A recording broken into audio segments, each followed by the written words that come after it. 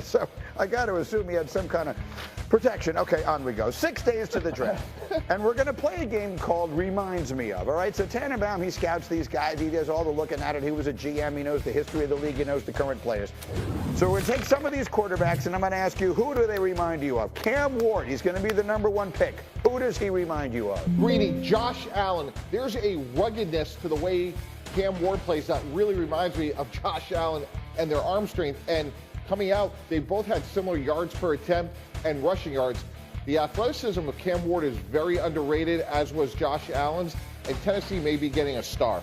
You know, Josh Allen coming out, there were so many questions about him that we remember, about the accuracy. Can it be? And, you know, Brian Daboll, I think deserves, got and deserves a lot of the credit for developing a guy who had ridiculous physical tools. Cam Ward is further along at this stage than Josh Allen was coming out of school. Played in a more competitive environment. Josh Allen was at Wyoming, right? Like, so, yeah, there were questions, and he was a guy that wasn't, you know, he recruited out of high school and all that stuff. So, yeah, that's interesting. You know me, though. Like, I'm always, like, no one ever compares him to Rex Grossman. Like, it's always a superstar. Well, you're always, just hold on a minute. We got a few coming up. Maybe not Rex Grossman. But, I mean, that obviously, right, when you see a guy with that kind of size and all the rest of it, that's the prototype that comes to mind. Absolutely. The biggest difference, you look at Josh Allen, he walks in a room, 6'4", 6'5", he is just massive. Cam Ward doesn't have that same stature, so that would be the only thing. But to your point, Mike T, when you have the fear of playing against Josh Allen because he could stand there, throw the ball 60 yards down the field, or he could scramble and make 6 guys miss on a defensive line and run for a touchdown, that's the fear that it puts on the defense that is very scary.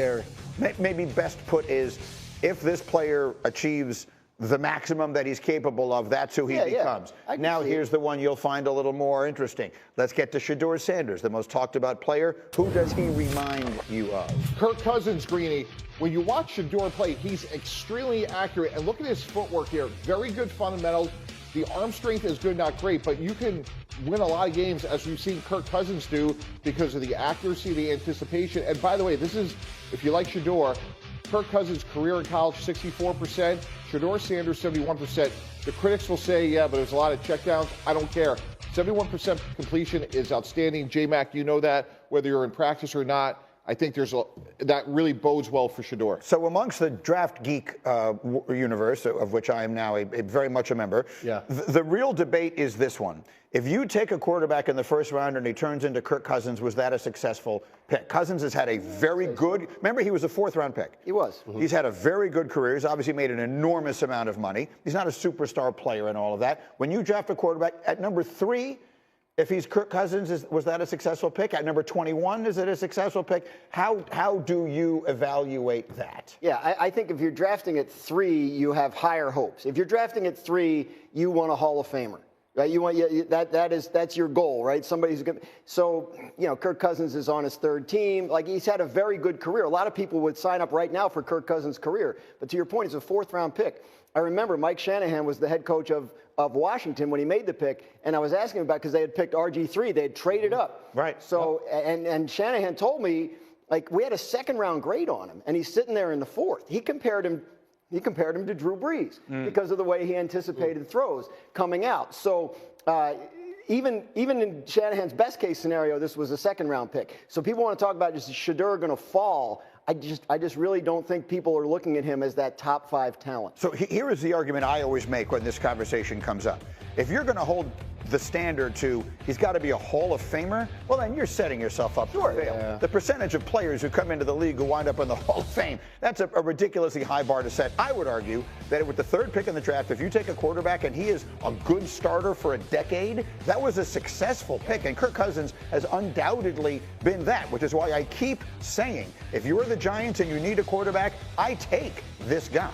And GMs get it wrong all the time. Mike T is sitting right to the left of me. They don't know what the hell they're doing half the time. And I look at it, sometimes you have to look at a player, you compare it to Kirk Cousins. If you had to do a redraft and you looked at the same quarterbacks coming out that year, where would you have drafted Kirk Cousins? Because he would have been a lot higher than the 4th round when you look at when it was Andrew Luck, it was RG3, Brock Osweiler was in that draft. So he would have been way higher. So yes, for Shedeur Sanders, if you're going to see that, then you would draft him high knowing he could have been a Kirk Cousins. Same draft, Ryan Tannehill was what, the 7? 7 pick, right? So, like, 8. do we look on that as right? So, I think Didn't that's you draft him? No, but we inherited. Is that another mistake, J-Mac? I don't want to go down the long list, so we don't have that much time. 2 years ago, Will Levis is the first pick of the second round. Right. They're already moving on from Will Levis, but no one's screaming, what a bust, right? Because if you are the Giants and you need a quarterback and you're picking 34 and you have a group of quarterbacks, you think at least one of these guys is going to be available and we like them all to a similar extent, you take the monster. You take Abdul Carter or Travis Hunter at number 3 because you're sitting there at 3 getting one of the top 2 guys in the draft. That's value. Oh, let me do one more. Mike T. Jalen Milroe has suddenly become a person of enormous interest in this draft. He's accepted an invitation to Green Bay next week. A lot of people now think he may go in round 1. Who does he remind you of? Jalen Hurts. This is uncanny. Both had 71 total touchdowns at the University of Alabama. They're only 2 pounds apart, and Jalen Hurts, very much germane to this conversation, was developed, took him some time. I think Jalen Milroe, very similar, like high floor. The ceiling's very high, but there's some work to be done. So if a team can take him with a vision, Greeny, let him develop. Look at this floor here. He's a great athlete, great arm. Accuracy just needs to be more consistent. The weight piece of this, I think, is what took me aback when you first said it, because when you just look at them, Hurts looks so solid, right? I mean, he just looks so much bigger than Milroe. But we had Jalen Milroe in studio. He's bigger than you think he is. He's an extraordinarily gifted athlete. The question is, can you develop him into a quarterback? It has happened, obviously, with Hurts. If you do that with Milroe, you've got something special. And I feel like we were saying the same thing a few years ago when Anthony Richardson was at the top of the draft, and you were looking, and you're saying, all right, this kid has an amazing athletic ability. If we can just develop him, he can be like a guy like Jalen Hurts. So I look at it for Milroe, it's the same thing. Yes, at the height, to Graz's point, we do maybe get a Jalen Hurts. On the other side, if you don't develop him, he doesn't take that next step, you may end up like the Colts with an Anthony Richardson standpoint, but a lot of it has to do with the pedigree of a guy like him coming from Alabama, and the hope is that he has that work ethic and everying that you need. Well, to the point you were making before, that's why you don't take him 4. That's right? the problem with Anthony Richardson. If they had taken Anthony Richardson in the second round, no one would be mad about it. Right. And if Jalen Hurts hadn't panned out,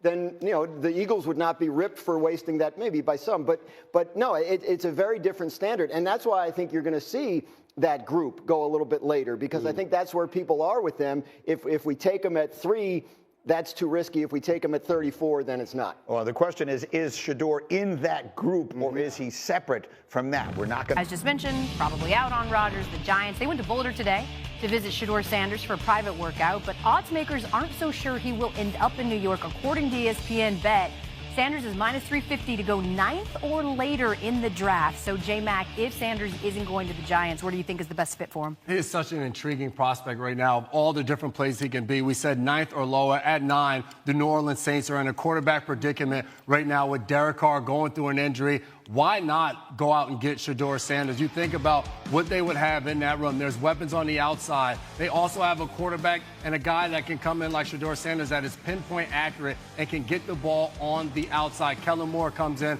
with a history of quarterbacks. Obviously, Jalen Hurts won a Super Bowl. The work he did in Dallas with Dak Prescott, a pocket passer. I think this would be a good fit for Shedeur Sanders. The question is, do the New Orleans Saints love Shedeur Sanders? We've heard so many conversations about teams that might be out on him.